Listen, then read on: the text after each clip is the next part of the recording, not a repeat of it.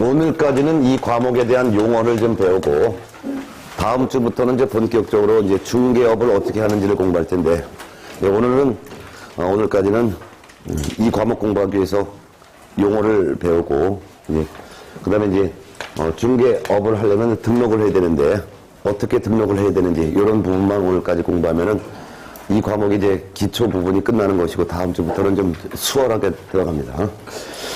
중개 대상물에서는 이제 한 문제 내지 두 문제가 나오는데, 6년 단위로 두 문제가 나와요. 이제 올해가 두 문제가 나올 차례가 됐으니까, 두 문제가 나온다 이렇게 보면 되겠습니다. 그럼 이 중개 대상물이라는 뜻부터 일단 볼게요. 중개 대상물이란 부동산이에요, 부동산. 즉, 중개의 대상이 되는 물건. 공인중개사법상 중개의 대상이 되는 물건은 부동산을 말하는 거죠. 그래서 부동산 등을 말한다. 그럼 이 부동산 등은 누구만 중개를 업을 할 수 있냐? 개업 공인중개사만 중개업을 할 수 있는 물건이에요. 여러분은 등록을 하지 않은 분들이죠. 저도 등록하지 않았습니다. 등록을 하지 않은 사람이 이와 같은 부동산이라는 중개대상물에 대해서 중개업을 하게 되면 그것도 중개업이죠. 그렇지만 그 중개업 중에서도 무등록 중개업에 해당합니다. 무등록 중개업에 해당되면 처벌을 받습니다.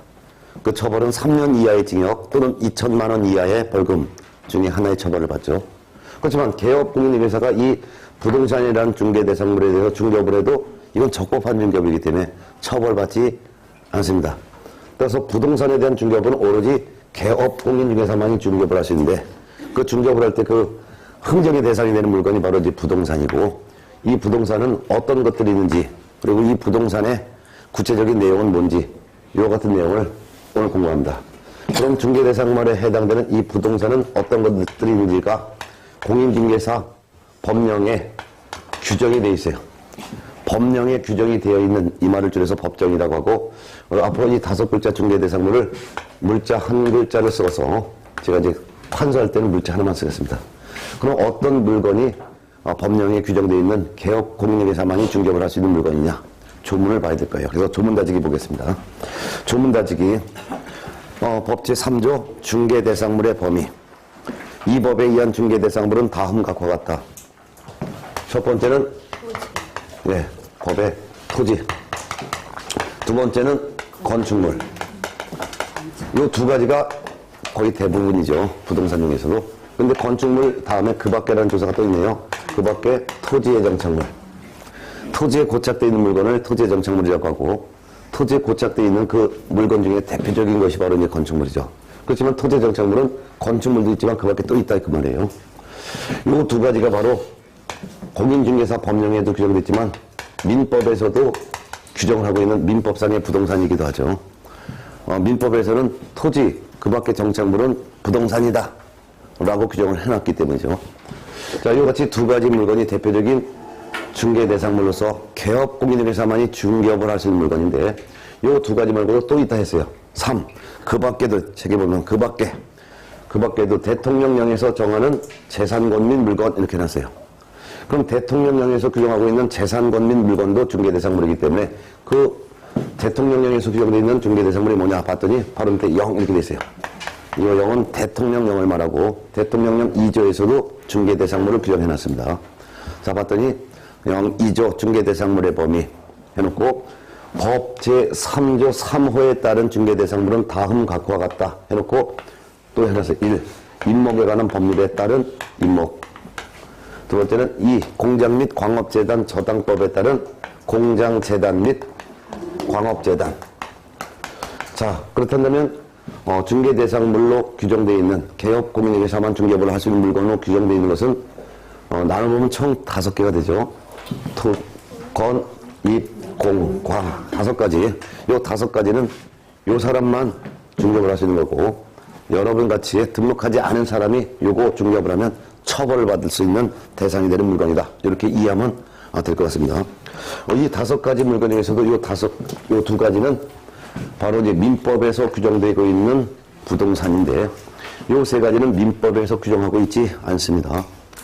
요 같은 물건들은 우리가 속칭 부동산에 준한다 해서 준부동산이라고도 표현하고, 이를 부동산으로 의제받습니다라고 해서 의제부동산이라고 표현하죠. 이 준부동산이라는 것은 토지, 건물을 제외한 나머지 물건 중에서 자기 거라고 공시가 되어 있는 물건은 다 준부동산이죠. 그래서 임목, 공장재단, 광업재단은 토지, 건물이 아닌데도 불구하고 등기라는 방법에 의해서 자기 거라고 공시가 되어 있는 물건이죠. 그래서 준부동산이에요. 임목이라는 것은 20개 집단에 대해서 보존 등기를 했을 때 이를 임목이라고 하고 토지와는 별개의 부동산으로 인정한다 라고 임목에 관한 법에 규정을 해놨고, 공장재단, 광업재단은 토지, 건물만 등기한 게 아니라 공장을 운영할 때 또는 광산을 운영할 때 필요한 여러 개의 물건을 묶어서 등기한 거죠. 즉 공장을 운영하려면 전선도 끌어와야 돼요. 국가로부터 전기도 끌어와야 되죠. 그 다음에 공장 토지도 있어야 되고 공장 건물도 있어야 되고 기계, 차량 여러 가지가 있어야 돼요. 이런 걸 묶어서 등기한 재산 덩어리고, 광업재단은 광산업을 하려면 광물을 채굴할 권리를 국가로부터 따와야 돼요. 그게 바로 이제 광업권이죠. 광업권을 포함해서 광산 토지, 광산 임야, 땅속으로 내려가는 지하 갱도가 있는데 갱도까지 내려가는 궤도, 기계 장비 이런 걸 묶어서 등기한 재산 덩어리예요. 그래서 토지 건물만 등기한 게 아니기 때문에 이같이 토지 건물만 이렇게 별도로 등록은 이거는 이제 민법상 부동산. 토지 건물이 아닌 그 외 다른 물건에 대해서 등기가 되어 있거나 또는 등록되어 있는 것은 전부 다가 준부동산. 이것도 준부동산이죠. 세 가지로. 근데 준부동산은 이 세 가지뿐만 아니라 그 밖에 또 준부동산은 상당히 많죠. 예를 들면 기계 장비 또는 중장비 또는 자동차, 항공기, 선박, 또 고기를 잡기 위해서 어업재단을 만들죠. 어업재단. 즉 어업을 하기 위해서는 어업권도 국가로부터 따와야 돼요. 그리고 선박도 있어야 되고 냉동창고, 차량 이런 게 있어야죠. 이런 걸 묶어서 등기한 재산 덩어리가 어업재단. 이런 것들도 전부 다 준부동산에는 해당합니다. 근데 공인중개사 법령에 규정되어 있는 물건만 개업공사만 중개를 할 수 있는 거예요. 이 5가지. 토건, 입공광. 이 5가지를 뺀 나머지는 이것이 기계, 자동차, 항공기, 선박, 어업재단. 이거 준부동산에는 해당하지만 공인중개사 법령에 규정된 물건이 아니기 때문에 이거는 준부동산에는 해당하지만 그렇지만 중개대상물은 아니라는 뜻입니다. 그럼 중개대상물이 아닌 물건은 뭐냐? 이거는 이런 물건은 아무리 거래를 알선해도 공인중개사법에 규정된 중개라는 개념도 인정되지 않는 것이고, 이 같은 물건에 대해서 아무리 계속적 반복적으로 매매 거래를 알선을 업으로 했다. 100번, 1000번 자동차 매매 거래 알선하고 보수받았다 하더라도 공인중개사법에 규정된 중개업으로 보지를 않습니다.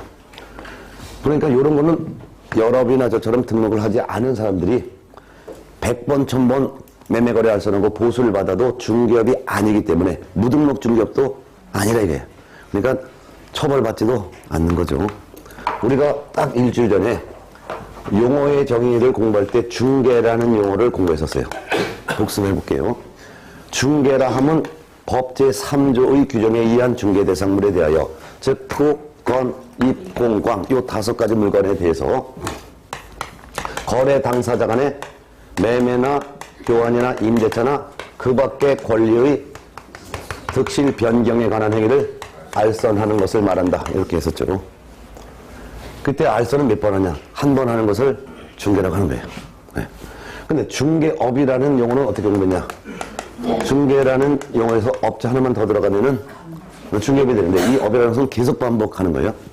그러면 중개업이란 다른 사람의 의뢰에 의하여, 다른 사람의 의뢰에 의하여 일정한 보수를 받고 중개를 업으로 행하는 것을 말한다.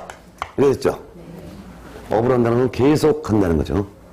즉 다른 사람으로부터 중개 의뢰받고 그 의뢰인으로부터 보수받고 계속적 반복적으로 중개를 하는 것을 중개업이라고 해요. 근데 중개업이라는 용어에서 이 중개를 업으로 행하는 것을 말한다. 요거 중개를 요 용어 이정이 중개로 그대로 들어가면 똑같은 말이 되는 거예요. 중개업이란 다른 사람의 의뢰에 의하여 일정한 보수를 받고 중개 대상물인 토, 건, 입, 공광 이 5가지에 대해서 거래 당사자 간의 매매, 교환, 임대차 그 밖의 권리의 득실 변경에 관한 행위의 알선을 업으로 행하는 것을 말한다. 해도 중개업이죠. 그래서 중개라는 개념이 성립되기 위해서는 이 물건을 대상으로 해야 돼요. 토건, 입공강.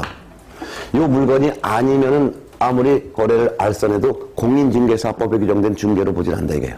그래서 자동차 매매 거래 알선했다. 이거 공인중개사법상 중개가 아니라 이거예요. 또한 요 5가지 토건, 입공강이 아니라면 아무리 다른 사람의 의뢰에 의하여 일정한 보수를 받고 자동차라는 물건에 대해서 중개를 업으로 했다 하더라도 이는 공인중개사법에 규정된 중개업으로 보지 않는다 이거죠. 그렇기 때문에 중개라는 개념이 성립되기 위해서는, 중개업이라는 개념이 성립되기 위해서는 전제가 되는 그 알선의 대상물은 토건, 입공강 요 5가지를 대상으로 하는 거예요. 5가지가 아니면 이거는 아무나 중개를 계속적 반복적으로 하고 보수받아도 처벌받지 않는다 이렇게 개념을 이해해 두시고 중개 대상물 5가지는 개업공인중개사만 중개업할 수 있는 물건이다. 자, 그러면 29페이지 큰 2번 중개 대상물의 내용이 나와 있습니다. 중개 대상물의 내용 하나하나씩 지금부터 살펴보겠습니다. 자, 그러면 일단 시험에 가장 쉽게 나오는 것은 다음 중 중개 대상물에 해당된다, 해당되지 않는 것 해가지고 임목에 관한 법률에 따른 임목은 중개 대상물이다 하면 옳은 말이죠. 네. 또는 공장 및 광업재단 저당법에 따른 광업재단은 중개 대상물이다 하면 맞는 거예요. 근데 어업재단은 중개 대상물에 해당한다 하면 틀린 거죠. 뭐 20톤 이상의 선박은 중개 대상물이다 하면 틀리죠. 선박은 여기 안 들어갔잖아요. 이런 식으로 문제가 기본적으로 한 지문은 무조건 출제를 하고 이제 그 외에 이제 문제가 나오는 것은 좀 더 이 각각의 중개 대상물에 대한 깊이 있는 내용이 나오는데 좀 더 상세하게 토지 중에서도 중개 대상물이 되는 토지가 있고 중개 대상물이 안 되는 토지가 있고 건물 중에서도 중개 대상물이 되는 것도 있지만 안 되는 것도 있고 이런 것을 이제 세부적으로 깊이 들어가서 문제가 나오게 되는 거죠. 자, 그러면 중개 대상물 내용 중에서 토지부터 먼저 보겠습니다. 토지. 땅이에요. 그래서 토지는 땅이다. 간혹 가다 보면 중개업소에 보면 유리창문에 땅 이렇게 하나 글자만 써 있는 경우도 있죠. 예, 그래서 땅이 바로 토지예요. 근데 전체적으로 이 토지가 상당히 많아요. 근데 이 모든 토지가 다 중개 대상물이 되는 것은 아니고 전제 조건이 바로 사유 토지만 중개 대상물이 되는 거예요. 그렇다면 토지 중에서도 국가나 지자체의 소유 토지를 국유토지라고 하겠죠. 국유토지. 고속도로 같은 경우 청와대 땅, 뭐 덕수궁 땅 이런 것도 있단 말이에요. 이런 것은 거래 자체를 할 수가 없어요. 국가 소유 부동산은 국유재산법이라는 법에 처분 및 담보 일체 제공할 수 없다, 거래할 수 못한다라고 국유재산법에 규정을 해놨기 때문에 아무리 토지라 하더라도 국유지는 중개 대상물이 될 수가 없고 사유지만이 중개 대상물이 될 수 있는데 이 토지 종류가 상당히 많아요. 예를 들면 농지, 대지, 임야 이와 같은 것들이 대표적으로 토지가 되겠죠. 근데 토지 중에서 과거에는 물이었어요. 과거에는 바다 하천이었다 이게. 바다나 하천은 우리는 공유수면이라고 합니다. 공유, 이거 국가나 지자체 소유를 총칭하여 공유라고 합니다. 근데 수면, 물이에요, 물. 그게 바로 바다 하천인데 요거를 개인이 국가로부터 준공인가 받아서 개인 토지로 메꿔버린 지역이 있어요. 메꿔버린 것을 매립이라고 합니다. 그래서 이를 공유수면 매립지라고 합니다. 서산 앞바다 정주영씨가 메꿔가지고 간척지살 지금 나오고 있잖아요. 이와 같이 국가나 지자체 소유인 바다 하천을 개인이 국가로부터 준공인가 받아서 토지로 메꾼 지역을 공유수면 매립지라고 하고 이 공유수면 매립지는 사유지이기 때문에 이것도 중개 대상물이 되는 거예요. 근데 29쪽에서 아주 중요한 게 있어요. 밑에서 네 번째 줄. 그러나 뭐뭐는 무슨 건은 중개 대상물에 해당하지 않는다. 대토권, 예, 100% 출제가 돼요. 그래서 밑줄 치고 거기다가 별표를 세요. 그렇지만 토지처럼 보이지만 중개 대상물이 아닌 게 있는데 그게 바로 대토권이에요. 대토권. 대토권은 중개 대상물이 아니다라는 거야. 자, 왜 그런지를 한 장 넘어가서 30페이지를 보게 되면 판례가 나옵니다. 판례에다가 별표를 해놓으시기 바랍니다. 그 판례가 3개가 있는데 그 중에서 2번 판례를 잠깐 보겠습니다. 대토권, 거기다 별표 해놓으세요. 읽어봅니다. 대토권은 주택이 철거될 경우 일정한 요건 하에 택지 개발 지구 내에 이주자 택지를 공급받을 수 있는 지위에 불과하고 특정한 토지나 건물, 기타 정착물, 또는 법 시행령이 정하는 재산권 및 물건에 해당한다고 볼 수 없으므로 중개 대상물에 해당하지 않는다. 그것만 비추세요. 해당한다고 볼 수 없으므로 중개 대상물에 해당하지 않는다.